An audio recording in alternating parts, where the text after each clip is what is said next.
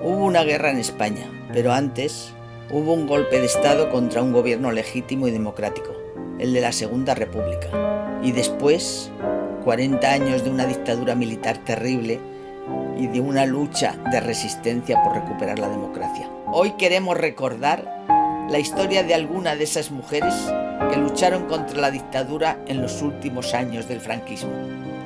Mujeres valientes y entregadas que sufrieron la persecución y el encarcelamiento por sus ideales. Esta es su historia.